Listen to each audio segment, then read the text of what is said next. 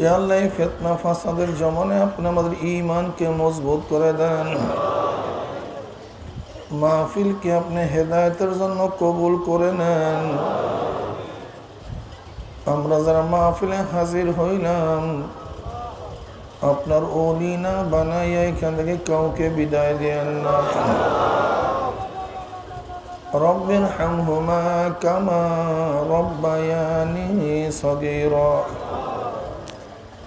وصلى الله تعالى على خير خلقه محمد وآله وأصحابه وأزواجه وأتباعه أجمعين ارحمنا معهم برحمتك يا أرحم الراحمين.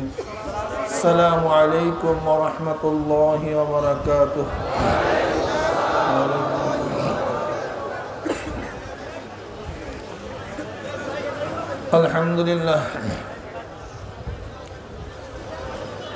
الحمد لله نحمده ونستعينه ونستغفره ونعوذ بالله من شرور أنفسنا من يهد الله فلا مضل له ومن يضلله فلا هادي له ونشهد أن لا إله إلا الله وحده لا شريك له ونشهد أن محمدا عبده ورسوله أما بعد فأعوذ بالله من الشيطان الرجيم بسم الله الرحمن الرحيم. يا أيها الذين آمنوا صلوا عليه وسلموا تسليما. اللهم صل على سيدنا ونبينا وشفيعنا وحبيبنا ومولانا محمد صلى الله عليه وعلى آله وأصحابه وبارك وسلم. সবাই দুরূদ শরীফ পড়ি।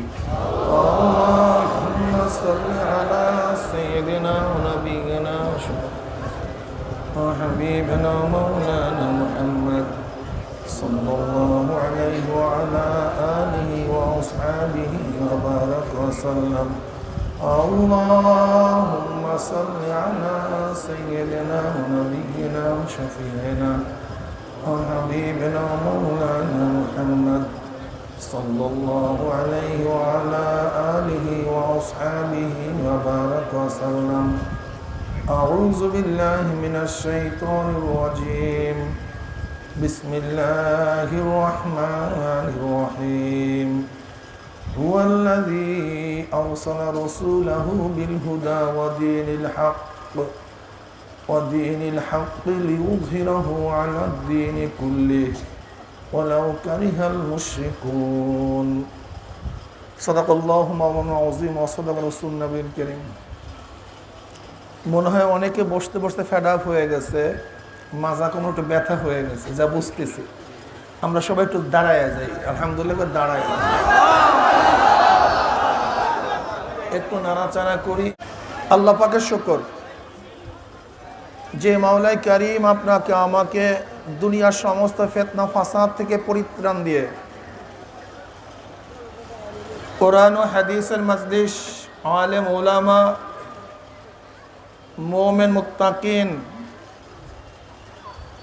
জাকিরিন শাকিরিনদের গুরুত্বপূর্ণ এক দামি মজলিসে আসার বসার বলা শোনার তৌফিক আল্লাহ পাক দান করছেন। এর জন্য শুকরিয়া তান সবাই বলে আলহামদুলিল্লাহ।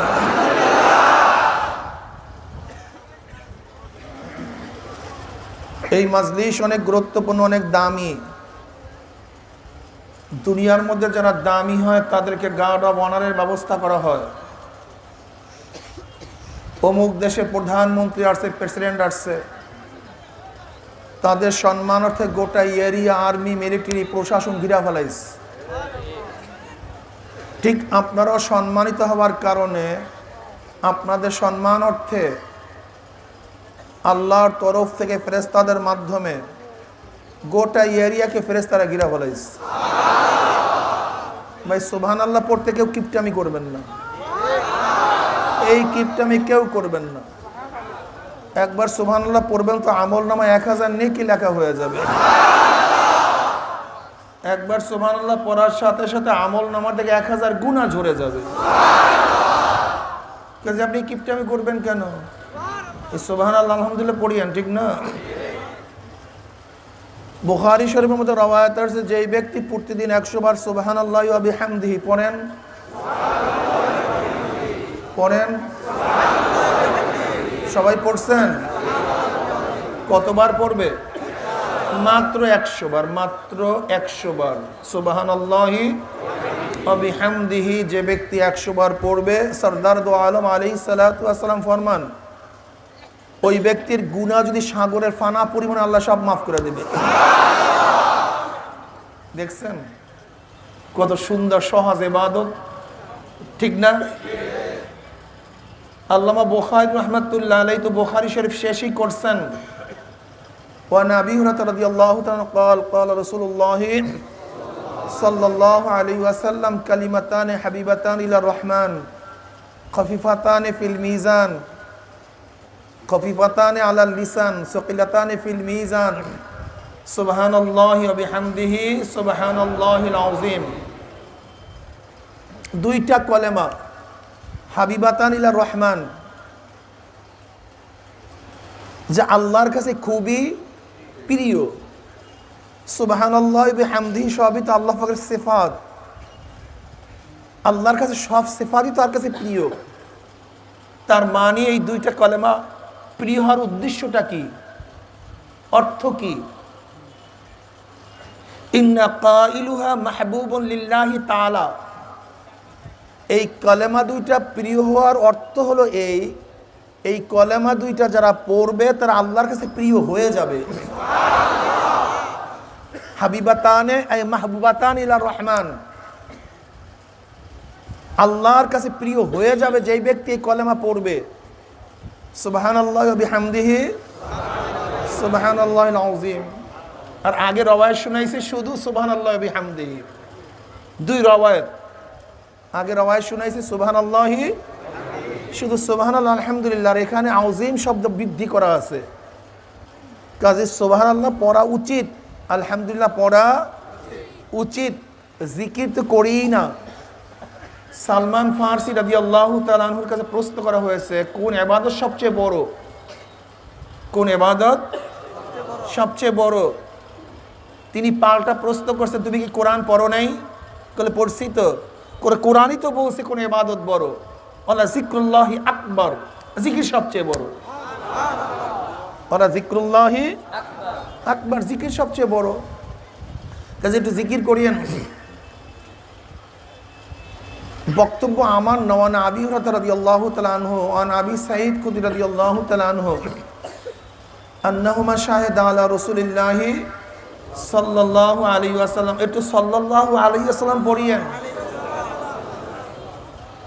একবার নবীর উপরে দুরূদ পড়বেন, আল্লাহ পাক সাথে সাথে 10টা রহমত নাযিল করে দেবে। এরপর পড়বো না।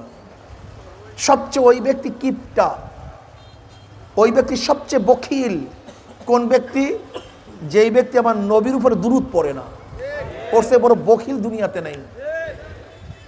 ক্বালা ক্বালা রাসূলুল্লাহি সাল্লাল্লাহু আলাইহি ওয়াসাল্লাম লা ইয়াকুদু কওমুন ইয়াসকুল্লাহা তাআলা ইল্লা হাফাতুমুল মালাইকা ওয়া গাশিয়াতুমুর রাহমা ওয়া নাযালাত আলাইহিমুস সাকিনা ওয়া যাকারুল্লাহু ফী মান ইনদাহু রাহু মুসলিম। মুসলিম শরীফের হাদিসের ভাষ্য অনুযায়ী গোটা এরিয়াকে ফেরেশতারা ঘিরিয়া ফেলাইছে। বুখারী শরীফের রওয়ায়াত অনুযায়ী ফেরেশতারা পাখনা দিয়া মাজলিসকে ঘিরতে ঘিরতে প্রথম আসমান পর্যন্ত গোটা এরিয়াকে ফেরেশতারা ঘিরা ফেলাইছে। وعن أبي هريرة رضي الله تعالى عنه قال قال رسول الله صلى الله عليه وسلم إن لله ملائكة يطوفون في الطرق يلتمسون أهل الذكر فإذا وجدوا قوما يذكرون الله تعالى تنادوا هلموا إلى حاجتكم فيحفونهم بأذنة من السماء الدنيا। প্রথম আসমান পর্যন্ত পাখনা দিয়া পুরো এরিয়াকে ঘিরিয়া ফেলাইছে। এই হাদিসের শেষে আল্লাহ পাক রব্বুল আলামিন ফেরেশতাদের সাথে বিভিন্ন প্রশ্ন এবং জবাব দেওয়ার পরে সিদ্ধান্ত দেন, উশহিদুকুম আন্নী কাদ গাফারতু লাহুম, এ ফেরেশতারা সাক্ষী থাক, গোটা মাজলিসের বান্দাদের গুনাহ আমি সব মাফ করে দিয়েছি। অন্য রওয়ায়াতের মধ্যে আছে কদ বুদ্দিলাস সাইয়্যাতুকুম হাসানাত, আল্লাহ পাক সমস্ত গুনাহকে নেকের দ্বারা পরিবর্তন করে দিবেন। কাজী মাজলিস অনেক গুরুত্বপূর্ণ, অনেক দামি। আমি সংক্ষিপ্ত কিছু সময় আলোচনা করব, খুব খেয়ালের সাথে কথা শোনা চাই। কথাগুলি যদি শরিয়াত সম্মত হয় গ্রহণ করব, শরিয়াতের উল্টাপাল্টা খেলাফ হলে প্রত্যাখ্যান করব। লা তুআত লি মাখলুকিন ফি মাসিয়াতিল খালিক, গুনার উপরে মুমিন কাউর কথা মানতে পারেন না, যদিও সেই গুনার আদেশ মা করুক না কেন, বাবা করুক না কেন, ওস্তাদ করুক না কেন, পীর করুক না কেন, নেতা করুক না কেন, বড় ভাই করুক না কেন, যেই আপনাকে আমাকে গুনার আদেশ করবে, আমি মুমিন হিসাবে সেই গুনার আদেশ পালন করতে পারি না। কি মনে থাকবে তো? হতে পারে আল্লাহ পাক মেয়েকে হেদায়েতের মালা পরায়া দিছে, মাকে মাহরুম করে দিছে। আল্লাহ পাক ছেলেকে হেদায়েতের মালা পরাইছে, বাবাকে মাহরুম করে দিছে। হতে পারে না? নবী ইব্রাহিম আলাইহিস সালাতু ওয়াস সালাম গলার মধ্যে আল্লাহ পাক হেদায়েতের মালা পরায়া দিছে, তার বাবাকে আল্লাহ পাক মাহরুম করে দিছে। আল্লাহ পাক নূহ আলাইহিস সালাতু ওয়াস সালামকে হেদায়েতের মালা পরাইছে, তার ছেলেকে মাহরুম করে দিছে। আল্লাহ পাক লূত আলাইহিস সালাতু ওয়াস সালামকে হেদায়েতের মালা পরাইছে, তার স্ত্রীকে মাহরুম করে দিছে। আল্লাহ পাক আসি আলাইহিস সালাতু ওয়াস সালামকে হেদায়েতের মালা পরাইছে, তার স্বামীকে মাহরুম করে দিছে। আল্লাহ পাক ইকরামা রাদিয়াল্লাহু তাআলা আনহুকে হেদায়েতের মালা পরাইছে, তার বাবা আবু জাহেলকে মাহরুম করে দিছে। আল্লাহ পাক আব্দুল্লাহ রাদিয়াল্লাহু তাআলা হেদায়েতের মালা পরাইছে, তার ছেলে তার বাবা আব্দুল্লাহ ইবনে উবাই ইবনে সুলুলকে আল্লাহ পাক মাহরুম করে দিছে। আল্লাহ পাক হানজালা রাদিয়াল্লাহু তাআলা আনহুকে ফেরেশতাদের মাধ্যমে গোসলের ব্যবস্থা করছে, কিন্তু তার বাবাকে আল্লাহ পাক জাহান্নামের কীট বানায় দিছে। হেদায়েতের মালিককে আল্লাহ। হতে পারে বাবার দিনের বুঝ আসে নাই, কিন্তু ছেলের মধ্যে দিনের বুঝ চলে আসছে। বাবা দাড়ি কাটে, ছেলে দাড়ি রাখছে, বাবার কাছে লজ্জাও লাগে, খারাপও লাগে, দিনের মোহাব্বতও নাই। যদি ছেলেকে বলে, ছেলে আমার ঘরে যদি খাও পরও থাকো, তোকে দাড়ি কাটতে হবে, তখন ছেলে কি বলবে? আব্বু তোমাকে শ্রদ্ধা করি, সম্মান করি, খেদমত করি, সব কিছু করব, লেকিন দাড়ি কাটার আদেশটা মানতে পারি না। শ্রদ্ধার সাথে, কিন্তু বেয়াদবি করা যাবে না। বাবা যদি মোরশেক হয়, কাফের হয়, কাফের মোরশেক যদি হয়, এরপরও বাবা মার সাথে বেয়াদবি করা যাবে না। খবরদার, খেয়াল রাখিয়েন, ভুল করবেন না। কিন্তু গুনার আদেশ মানতে পারি না, ঠিক না? কিন্তু শরিয়াত সম্মত যদি কথা হয় অবশ্যই গ্রহণ করতে হবে, মানতে হবে। কেন? সুম্মা জাআলনাকা আলা শারিয়াতিন মিনাল আম ফাত্তাবি'হা ওয়ালা তাত্তাবি'হু আল্লাযীনা লা ইয়ালামুন। নবীকেও শরিয়াতের অনুসরণ করতে হবে। কাকে? খোদ নবীকেও শরিয়াতের অনুসরণ করতে হবে। শরিয়াতের অনুসরণ ব্যতীত কেউ জান্নাতে যেতে পারবেন না, শরিয়াত মানতেই হবে। কি ঠিক আছে না ভাই? আমি যে আয়াত শরীফ তেলাওয়াত করছি, আল্লাহ পাক কালামে পাকের মধ্যে ফরমান, হুয়াল্লাযী আরসালা রাসূলাহু বিল হুদা ওয়া দীনিল হক লিইয়ুযহিরাহু আলা দ্বীনি কুল্লি। হুয়াল্লাযী, ওই সত্তা। সত্তা কে? আল্লাহকে। হুয়াল ওয়াজিবুল ওজুদ আল মুস্তাজমিল জামি সিফাতিল কামালিয়া। সত্তাকে, যিনি সব সময় অস্তিত্বের মধ্যে আছেন, তার অস্তিত্ব কখনো বিলীন হয় না, এবং সমস্ত পরিপূর্ণ গুণে তিনি গুণান্বিত। পরিপূর্ণ গুণে অন্য কেউ গুণান্বিত না, তাকেই বলা হয় সত্তা আল্লাহ। সে কে? যে সবসময় অস্তিত্বের মধ্যে আছেন, তার অস্তিত্ব কোনো অবস্থাতেই বিলীন হয় না, এক সেকেন্ডের জন্য বিলীন হয় নাই, বিলীন হবে না, হতে পারে, এবং সমস্ত পরিপূর্ণ গুণে তিনি গুণান্বিত, অন্য কেউ পরিপূর্ণ গুণে গুণান্বিত না। কি গুণে ভাই? কথা বলেন। আমি শব্দ কেন লাগাইলাম, কারণটা কি? আমি বলছি হুয়াল ওয়াজিবুল ওজুদ, যে সবসময় অস্তিত্বের মধ্যে আছেন। আমরা তো অস্তিত্বের মধ্যে আছি, আমরা তো ওজুদের মধ্যে আছি, কিন্তু আল্লাহর অস্তিত্ব আমাদের অস্তিত্বের মধ্যে পার্থক্যটা কি? আল্লাহর অস্তিত্ব আমাদের অস্তিত্বের মধ্যে পার্থক্য হলো এই, আল্লাহ আগের থেকে অস্তিত্বের মধ্যে আছেন, আমরা আগের থেকে অস্তিত্বের মধ্যে ছিলাম না। এখন আমরা আছি, এক সময় থাকবো না। কি কথা ঠিক না? কিন্তু হুয়াল আউয়াল ওয়াল আখির ওয়াল যাহির ওয়াল বাতিন, আমার মাওলা এমন সত্তা যিনি আগের থেকে অস্তিত্বের মধ্যে আছেন, এখনো অস্তিত্ব আছেন, ভবিষ্যতে তিনি অস্তিত্ব থাকবেন। আল্লাহর বাহিরে যাহা কিছু আছে সব একসময় ধ্বংস হয়ে যাবে। আরশ, কুরসি, লৌহ কলম, জিবরাইল, মিকাইল, আজরাইল সব বিলীন হয়ে যাবে। থাকবে কে? একমাত্র আমার আল্লাহ। ঠিক না? তেনার অস্তিত্ব পরিপূর্ণ। যেমন আল্লাহ পাক বাসির, আল্লাহ পাকের দেখার একটা গুণ আছে। কি আছে ভাই? আমাদের দেখার গুণ আছে, আমরাও দেখি, আল্লাহও দেখে, উভয়েরই তো গুণ আছে, কিন্তু পার্থক্যটা কি? আমরা এক সময় দেখতাম না, এখন দেখি, কিন্তু আল্লাহ আগেও দেখেন, এখনও দেখেন, ভবিষ্যতেও তিনি দেখবেন। আমরা আলো তো দেখি, অন্ধকারে দেখি না, আমার আল্লাহ পাক আলোতেও দেখেন, অন্ধকারেও দেখেন। আমরা ঘুমালে দেখি না, জাগ্রত অবস্থায় দেখি। আল্লাহর ঘুমই নাই, তার ঝিমটিও নাই। আমরা এক সময় দেখবো না, বুড়া হয়ে গেলে দেখি না, কিন্তু আল্লাহ পাক রব্বুল আলামিনের চোখের দেখাটা কোনো অবস্থাতেই কমতিও হয় না, পূর্ণতাই থাকে সবসময়। আমরাও শুনি, আল্লাহ পাকও শোনেন, কিন্তু পার্থক্যটা কি? আমরা কাছের আওয়াজ শুনি, দূরের আওয়াজ শুনি না। কি কথা ঠিক না?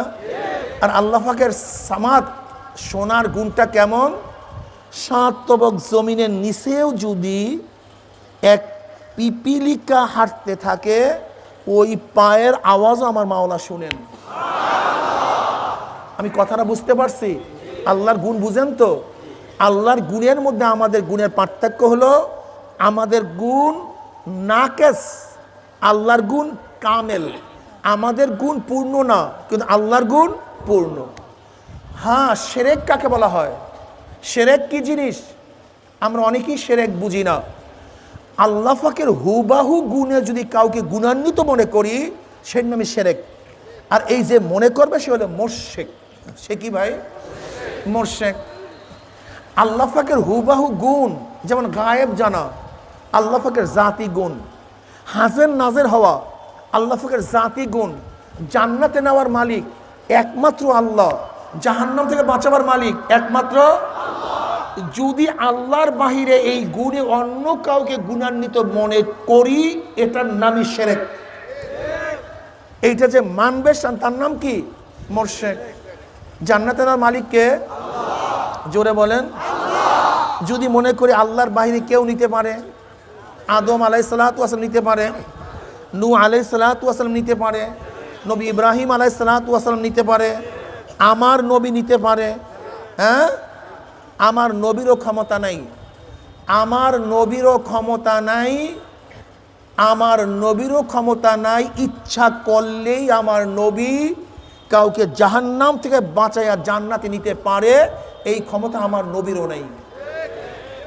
কি কথা ঠিক আছে ভাই? এই ঈমানকে মজবুত করেন। ঈমান মজবুত করতে হবে। আল্লাহর বাহিরে ডাইরেক্ট কাউকে ইচ্ছা করিয়া জান্নাতে নেওয়ার ক্ষমতা, জাহান্নাম থেকে বাঁচাবার ক্ষমতা একমাত্র একচ্ছত্র মালিককে আল্লাহ, আমার আল্লাহ। ইন্নাকা লা তাহদি মান আহবাবতা ওয়ালাকিন্নাল্লাহ ইয়াহদি মান ইয়াশা। নবী হে, আপনি যাকে ইচ্ছা করেন তাকে হেদায়েত দিতে পারবেন না, হেদায়েত দেওয়ার মালিককে আমার আল্লাহ। ঠিক আছে ভাই? এখন প্রশ্ন করতে পারেন, হুজুর আপনি আসছেন কেন? সবই তো আল্লাহ, আপনার কাজটা কি? ভাই আমি আসছি মুর্শিদ হিসাবে। কি হিসাবে? মুর্শিদ মানে বুঝেন? পথ প্রদর্শক। যে পথ প্রদর্শন করে তাকে বলা হয় মুর্শিদ, পথ প্রদর্শনকারী। আমি পথ দেখাবার জন্য আসছি, জান্নাতে নেওয়ার জন্য আসি নাই, বরং জান্নাতের পথ দেখাবার জন্য আসছি। ঠিক না? চলার দায়িত্ব সালেকের, জান্নাতে পুষাবার দায়িত্ব আমার মাওলার। উস্তাদের দায়িত্ব পড়া শিখাইয়া দেওয়া, ছাত্রের দায়িত্ব পড়া মুখস্থ করা, এক্সামিনারের দায়িত্ব পাশ করাইয়া দেওয়া। মুর্শিদের দায়িত্ব পথ দেখাইয়া দেওয়া, সালেকের দায়িত্ব পথে চলা, আমার মাওলার দায়িত্ব জান্নাতে পৌঁছাইয়া দেওয়া। তা বলতে পারেন হুজুর মুর্শিদ হিসেবে আপনি আসার ফাইজলামি করার কে বলছে আপনাকে? আপনি আসছেন কেন? এখানে আসছেন কেন? আপনি মুর্শিদ হিসাবে আসছি কেন? আল্লাহ পাক বলেন উদউ ইলা সাবিলি রব্বিক, ডাকো তোমরা মানুষদেরকে আল্লাহর রাস্তার দিকে। কার রাস্তার দিকে? উদউ ইলা সাবিলি রব্বিক, আল্লাহর রাস্তার দিকে। কার রাস্তার দিকে? আমরা ডাকি কার রাস্তার দিকে? না, আমরা ডাকি নিজের রাস্তার দিকে, আমরা ডাকি আমার দলের দিকে, আমরা ডাকি আমাদের মাযহাবের দিকে, আমরা ডাকি আমার পীরের দিকে। আর আল্লাহকে ইলা সাবিলি রব্বিক, ইলা সাবিলি, কার রাস্তা? আল্লাহর রাস্তা। কোনটা? আল্লাহ পাক বলেন কুল হাযিহি সাবিলি আদউ ইলাল্লাহ। কুল, কুল, হে নবী আপনি বলুন, আপনি জানায়া দেন, আদেশ করুন, হাযিহি সাবিলি, হাযিহি সাবিলি, এটা আমার রাস্তা। কার রাস্তা? নবীর রাস্তা। বলেন জোরে বলেন, কার? কুল, কুল, আপনি নবী বলুন, হাযিহি সাবিলি, এটা আমার রাস্তা। কার রাস্তা? সবাই বলেন। কাজটা কি? আদউ ইলাল্লাহ, আমি মানুষদেরকে আল্লাহর দিকে ডাকি। কার দিকে ডাকি? তা নবীর রাস্তা কার রাস্তা? নবীর রাস্তা আল্লাহর রাস্তা, নবীর রাস্তা আল্লাহর রাস্তা। কথা ঠিক না? কাজী নবীর রাস্তা বাদ দিয়া কেউ আল্লাহর রাস্তা ধরলে সে আল্লাহর রাস্তা পাবে না, বরং জাহান্নামের রাস্তা পাবে। নবীর রাস্তা ধরতে হবে। কার রাস্তা? এখন কোন রাস্তা ধরবেন নবীর? মক্কি জিন্দিগি, মাদানী জিন্দিগি, হিজরাতি জিন্দিগি, দাওয়াতি জিন্দিগি, তালিমি জিন্দিগি, তাসকিয়ার জিন্দিগি, জিহাদি জিন্দিগি, কোন জিন্দিগি ধরবেন? কোন রাস্তা ধরবেন? আল্লাহ পাক বলেন মা আতাকুমুর রাসূলু ফাখুযুহু ওয়া মা নাহাকুম আনহু ফান্তাহু। মা লফজে আম, লফজে উমুমিয়াতের ফায়দা দেয়।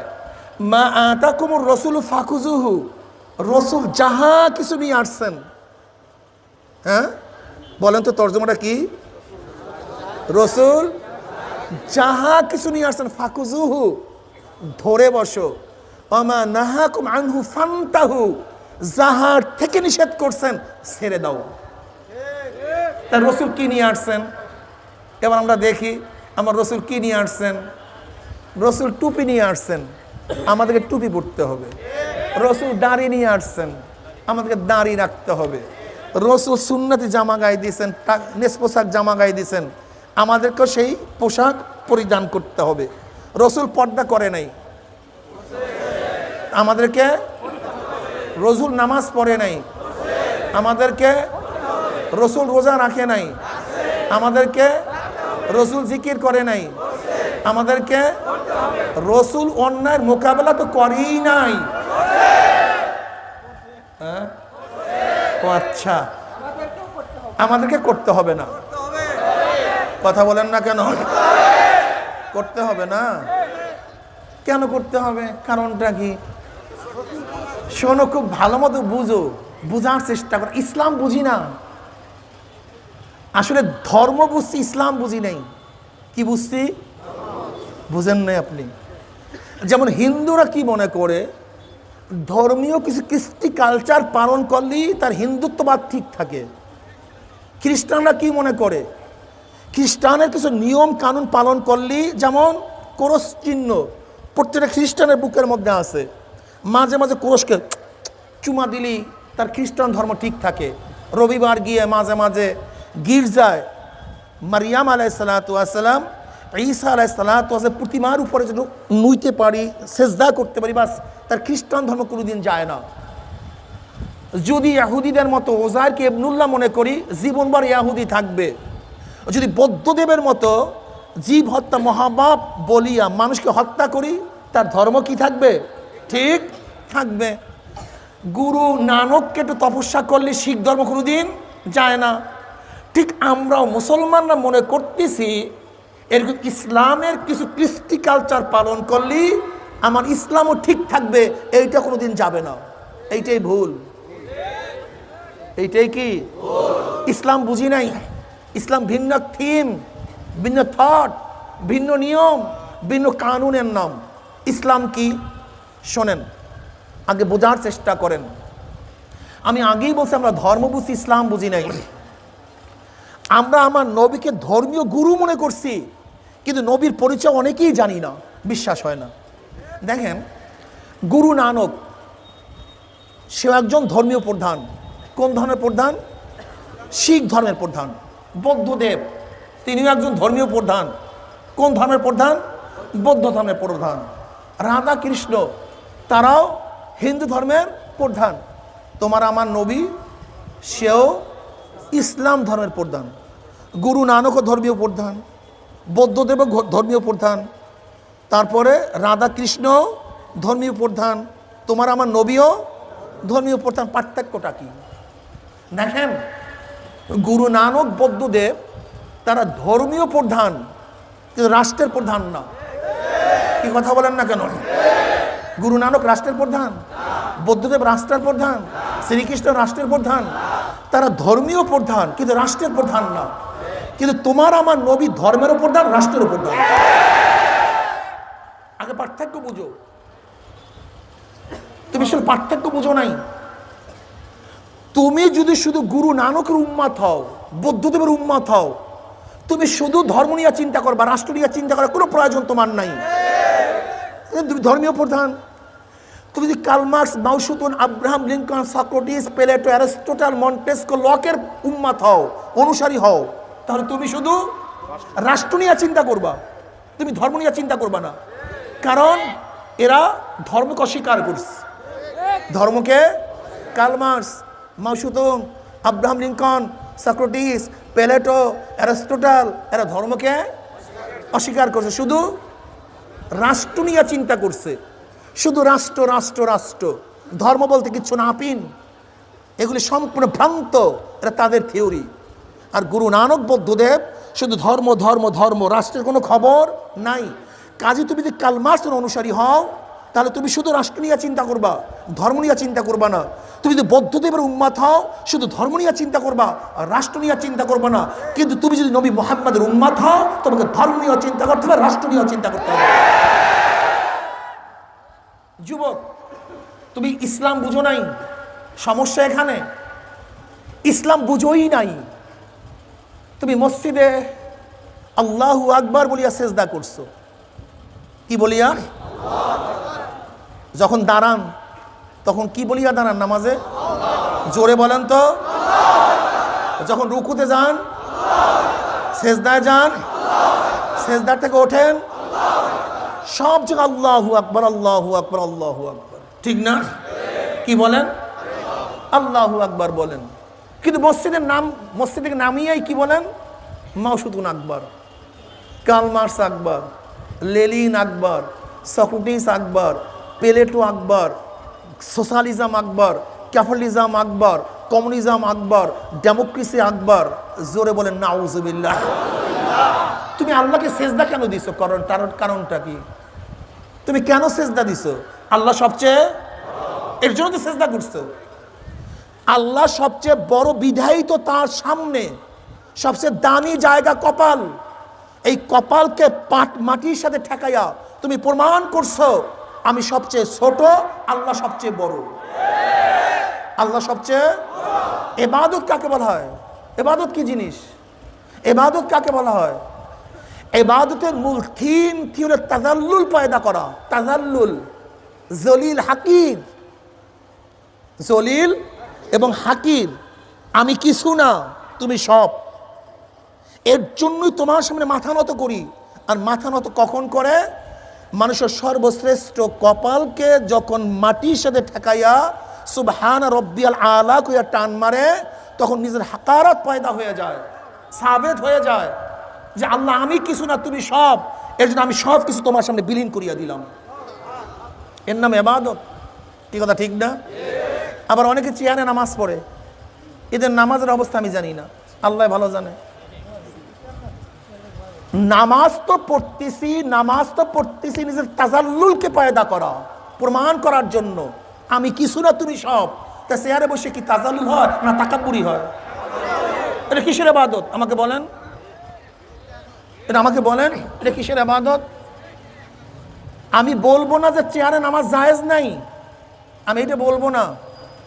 কিন্তু আপনি সারাদিন ঘুরিয়ে আসছেন মসজিদে, বাজার করছেন, আপনি লো কমাডে আপনি বাথরুম সারছেন, দুনিয়া সব কাজ করতে পারছেন, আর মসজিদে আসিয়া চেয়ারটা টান দিয়া ওখানে বসলেন কেন? কারণটা কি? কারণটা কি আমাকে বলেন? যে ব্যক্তি মসজিদে হাঁটিয়ে আসতে পারছে সে ব্যক্তি চেয়ারে বসবে কেন আমাকে বলেন?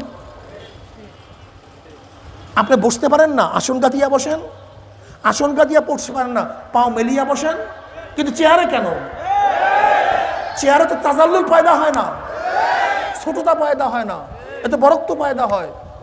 আল্লাহর সামনে আপনি বরক্ত পয়দা করবেন চেয়ারে বসিয়া বসিয়া ইবাদত করবেন, ও আপনার চেয়ার পর্যন্ত আপনার ইবাদত থাকবে, কিন্তু আরশ পর্যন্ত ইবাদত পৌঁছবে না।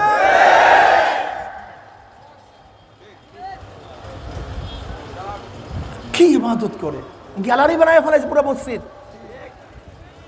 পুরা মসজিদ গ্যালারি বানায় ফেলাইছে। সারাদিন ঘোরে, সারাদিন বাজার করে, ঘোরে, অমুক করে, তমুক করে, চেয়ারে আসিয়াই টান দিয়া ও বুঝাইতে চায় আমি এলাকার বড় ব্যবসায়ী, উনি বুঝাইতে চায় আমি মসজিদের সেক্রেটারি সাহেব, উনি বুঝাইতে চায় মসজিদের সভাপতি সাহেব। কি আজীব এক ইবাদতের কায়দা, আমি তো বুঝি না এদের ইবাদতের কারণটা কি। হ্যাঁ, যখন বসতে পারবো না তখন আপনি চেয়ার বসান, বসান আপনি বারবার।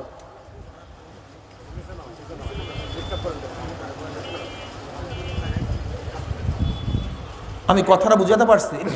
ইবাদতের অর্থ আমরা জানি না। ইবাদত অর্থ নিজেকে সব নিস্তি করিয়া আল্লাহর বরকতকে সাবেত করা, এর নাম ইবাদত। তাই মসজিদে আল্লাহু আকবার বললা, মসজিদের বাহিরে মাউসুতুনকে আকবার বললা কেন? যদি মাউসুতুনকে বড় মনেই না করতা, তাহলে তুমি তার মতবাদ কায়েম করতে চাও কেন? তার আদর্শ বাস্তবায়ন করতে চাও কেন? কারণটা কি? এই জালেম, জালেম, আল্লাহ বলে হুয়াল্লাযী আরসালা রাসূলাহু বিল হুদা ওয়া দীনিল হক লিইয়ুযহিরাহু আলা দীনি কুল্লি। আল্লাহর দাবি হলো আমার নবীকে আমি এর জন্য পাঠাইছি, তার দ্বীন, তার আদর্শ, তার নিয়ম, তার কানুন, গোটা দুনিয়ার নিয়ম কানুন আদর্শ মতবাদের উপরে আমার নবীর আদর্শ মতবাদ বিজয় অর্জন করবে। এর জন্য আমার নবীকে, রসুলকে আমি পাঠাইছি। কিসের উপরে ভাই? সমস্ত মতবাদের উপরে, চাই সেটা কমিউনিজমের মতবাদ হোক, সোশ্যালিজমের মতবাদ হোক, ডেমোক্রেসির মতবাদ হোক, সেকুলারের মতবাদ হোক, যারই মতবাদ হোক না কেন, সমস্ত নিয়ম কানুনের উপরে আমার রসুলের নিয়ম কানুন প্রাধান্য লাভ করবে। এর জন্য আমি রসুলকে দুনিয়াতে পাঠাইছি। অথচ তুমি নবীর উম্মাত হইয়া বড় বড় বেঈমান এবং কাফেরদের মতবাদ আদর্শ বাস্তবায়ন করার চেষ্টা করতেছ, আর তুমি বড় বড় মনে মনে কলা খাও যে কিয়ামতের ময়দান রসুল তোমাকে সুপারিশ করবে। তোমার সে বড় বকালো আমার দুনিয়াতে থাকতে পারে না। আচ্ছা বলো, তোমার আমার রাগ করিয়া না, তোমাকে আল্লাহ রসুল সুপারিশ করবে কেন? কারণটা কি? করবে কেন আমাকে বলো? তোমার মাথা হলিউডের নায়ক অনুযায়ী সাজাইছো, তোমার মাথার চুল বলিউডের নায়ক অনুযায়ী কাটছো, তোমার গেঞ্জি ব্রাজিলের এক খেলোয়াড় অনুযায়ী লাগাইয়া দিছো, তোমার প্যান্ট হলিউডের অমুক নায়ক অনুযায়ী সাজাইছো, তোমার মেয়ের পোশাক অমুক নায়িকা অনুযায়ী লাগাইয়া দিছো। তোমার ব্যবসা মদিনা অনুযায়ী না আমেরিকা অনুযায়ী, তোমার চলাফেরা রাশিয়া অনুযায়ী, তোমার বক্তব্য সক্রেটিস অনুযায়ী, তোমার আদর্শ প্লেটো অনুযায়ী, তোমার মতবাদ নাস্তিক অনুযায়ী, আর তুমি মনে মনে কলা খাও, রসুল তোমাকে সুপারিশ করবে, এই চিন্তা আসো তুমি? তোমাকে বলছে কোন পাগলে? তুমি কি রসুলের হাদিস দেখো নাই? আনাস ইবনে মালিক রাদিয়াল্লাহু ফরমান, নবী আলাইহিস সালাতু ওয়াস সালামের সাথে নামাজ পড়িয়া নামলাম। উমনি এক সাহাবী প্রশ্ন করছে, ইয়া নবী আল্লাহ, কিয়ামত কবে হবে? নবী আলাইহিস সালাতু ওয়াস সালাম বলেন, কিয়ামতের খবর না, কিয়ামতের জন্য কি জোগাড় করছো? বলে, ইয়া নবী আল্লাহ, কোনো কিছুই জোগাড় করতে পারি নাই, শুধু এতটুকু জোগাড় করছি, আল্লাহ আল্লাহর রসুলকে মুহাব্বত করি, তোমাকে নেতা মানছি। তোমাকে উম্নি আল্লাহ রসুল কি বললেন? আল মারউ মা মান আহাব্বা ওয়ালাহু মাকতাসাবা। দুনিয়াতে যে যাকে নেতা মানবে, যে যাকে মুহাব্বত করবে, কিয়ামতের ময়দানে তার সাথী হয়ে যাবে। আনাস ইবনে মালিক রাদিয়াল্লাহু ফরমান, এই হাদিস শোনার পরে সাহাবায়ে কেরাম যেই পরিমাণে খুশি হয়েছিল, এর আগে এই পরিমাণের খুশি হইতে আমি আর কোনোদিনও দেখি নাই। যে যাকে নেতা মানবে, কিয়ামতের ময়দানে সে তার সাথী হয়ে যাবে। যারা কার্ল মার্ক্সকে নেতা মানবা, মাও তুতুকে নেতা মানবা, আব্রাহাম লিঙ্কনকে নেতা মানবা, জিয়াউর রহমান সাহেবকে নেতা মানবা, শাহ সাহেবকে নেতা মানবা, শেখ সাহেবকে নেতা মানবা, প্লেটোকে নেতা মানবা, কিয়ামতের ময়দানে নেতারা সামনে থাকবে, তার অনুসারীরা পিছনে থাকবে। নেতারা যেখানে যাবে, অনুসারীরাও সেখানে চলে যাবে। স্পষ্ট হাদিস, স্পষ্ট হাদিস।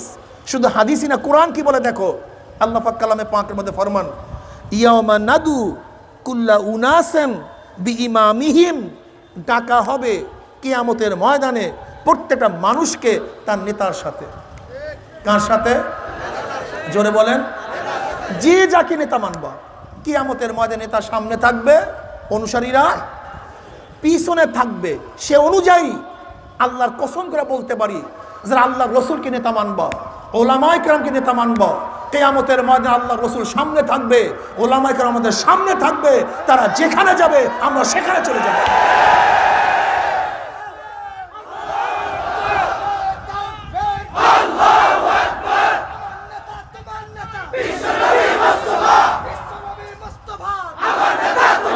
আসতে হবে না, এই স্লোগান আসতে দিলে হবে না। আমার নেতা, তোমার নেতা, বিশ্ব নবী মোস্তফা, এই স্লোগান আসতে দিলে হবে না। এই স্লোগানের শব্দ যাবে 10 কিলোমিটার দূরে, এবং যারা স্টেজে আছেন ওলামায়ে কেরাম সবাই দেবেন, ঠিক আছে ইনশাআল্লাহ? বসেন বসেন বসেন, আমি স্লোগান দেব, আপনারা সবাই স্লোগান ধরবেন। কি কথা ঠিক আছে ইনশাআল্লাহ? সবাই 2 হাত তুলিয়া জোরে দেবেন, আমার নেতা, তোমার নেতা। এটা মাত্র 2 মাইল গেছে মিয়া, 10 কিলোমিটার দূরে নিতে হবে। কি রাজি আছেন ইনশাআল্লাহ? আমার নেতা, তোমার নেতা, আমার নেতা, তোমার নেতা। কি মজা লাগে! এইটা কলবের মধ্যে বসান, কলব থেকে অনেক দূরে চলে গেছে। খোদার কসম, খোদার কসম, আমার নবীর নেতৃত্ব কলবের মধ্যে নাই, অনেক দূরে চলে গেছে। আমরা কি বলি? আমরা সবাই জিয়ার সেনা, ভয় করি না বুলেট বোমা। আমরা সবাই এর শ্বাস সেনা, ভয় করি না বুলেট বোমা। আমরা সবাই মুজিব সেনা, ভয় করি না। ও কপাল পোড়া মুসলমান, তোমার জবান থেকে তো এই স্লোগান বের হয় না, আমরা সবাই নবীর সেনা, ভয় করি না বুলেট বোমা। বের হয় না, বের হয় না। এরকম আমরা সবাই নবীর সেনা, ভয় করি না, জোরে হয় না, কলবের মধ্যে নাই। কি কথা বলেন না কেন? এবার স্লোগান হবে 20 কিলোমিটার দূরে যাবে ইনশাআল্লাহ। 2 হাত তুলিয়া স্লোগান হবে, আমরা সবাই নবীর সেনা। হয় নাই, এতগুলি লোক 20 কিলোমিটার দূরে যাবে। আরো জোরে মুরব্বী ডাক্তার সাহেব জোরে স্লোগান দেন, বুড়া বয়সে, আমরা সবাই রসুল সেনা। দাঁড়ানো লোকেরা দিয়েছেন সবাই। এই স্লোগান কি সরমনের স্লোগান? কোন মাযহাবের স্লোগান, কোন ব্যক্তির স্লোগান না, আমাদের মুসলমান সবাই স্লোগান। এতে আপত্তি কি, সমস্যা কি? জোরে লাগান, আমরা সবাই নবীর সেনা, আমরা সবাই রাসূল সেনা, আমরা সবাই নবীর সেনা। কিরে জুয়ান, এই স্লোগান শিখাইয়া দিলাম, সব জায়গায় লাগাও স্লোগান। দেখবা বাংলাদেশের এরিয়ার মধ্যে শয়তান থাকতে পারবে, সব শয়তান থাকবে, ও পাগল হয়ে গেছে। আজকে শয়তান পাগল হয়ে গেছে। বলে এতদিন কত কষ্ট করিয়া কলবের মধ্যে কত নেতা ঢুকাইলাম, আর আজকে নবীর নেতৃত্ব কলবের মধ্যে ঢুকাইয়া দিস। কি মজা লাগে কি লাগে না? মান তাশাব্বাহা বিকওমিন ফাহুয়া মিনহুম, যার সাথে যার মোহাব্বত, জোরে বলেন, যার সাথে যার মোহাব্বত, যার সাথে যার মোহাব্বত, যারা নবীর সাথে মোহাব্বত লাগাইয়া দিবা, আমার নবীর সাথে কিয়ামত হয়ে যাবে। যারা ওলামায়ে কিরামের সাথে মোহাব্বত করবা, তাদের সাথে কিয়ামত হয়ে যাবে। যারা গাঁজাখোর, ক্যাসিনো, সুদখোর, ঘুষখোর, খুনি, ডাকাত, লম্পট, লুচ্চা, এদের সাথে সম্পর্ক রাখবা, যারা রাখবা কিয়ামতের ময়দানে তারা তাদের সাথী হইয়া যাবে। জোরে বলেন নাউযুবিল্লাহ। রাজি আছেন ইনশাআল্লাহ? এ আমার যুবক বাবারা, পর্দারা, মা বোনেরা, বুঝিয়া যার সাথে যার মোহাব্বত রাখবা, তার সাথে তার কিয়ামত হয়ে যাবে। তুমি কি দেখছো পরিত্যক্ত লাশ রাস্তার মধ্যে পড়া? দারোগা গেছে ইনভেস্টিগেশন করার জন্য, ওসি সাহেব বলতে আছে, দারোগা সাহেব লাশের কাছে কি পাইছেন? বলে স্যার, লাশের কাছে একটা টুপি পাওয়া গেছে, ডায়েরি পাওয়া গেছে, মোবাইল পাওয়া গেছে, এই রঙের জামা পাওয়া গেছে। এরপরে শনাক্ত দেখিয়া দেখিয়া অমুক জেলার অমুক থানার অমুক গ্রামের অমুক ব্যক্তির লাশ বের করা যায় কি যায় না? যদি পরিত্যক্ত লাশ যার পরিচয় ছিল না, যদি শনাক্ত দেখিয়া দেখিয়া তার পরিচয় লাভ করা যায়, আল্লাহ পাকের মুমিন বান্দা বান্দী যখন মৃত্যু আসার খাইয়া পড়িয়া যাবে, আল্লাহ পাক ডাক দেবে ফেরেশতারে, মৃত্যুর সময় আমার বান্দার কাছে কি পাইছো, কি অবস্থায় দেখছো? অমনি ফেরেশতারা রিপোর্ট পেশ করে, মাওলারে মৃত্যুর সময় তোমার বান্দার মাথার মধ্যে টুপি পাওয়া গেছে। বলে আর কি পাইছো? বলে তোমার বান্দার কপালের মধ্যে, তোমার কুদরতি পায়ের মধ্যে বারবার সেজদা দেওয়ার চিহ্ন পাওয়া গেছে। বলে আর কি পাইছো? তোমার বান্দার জবানের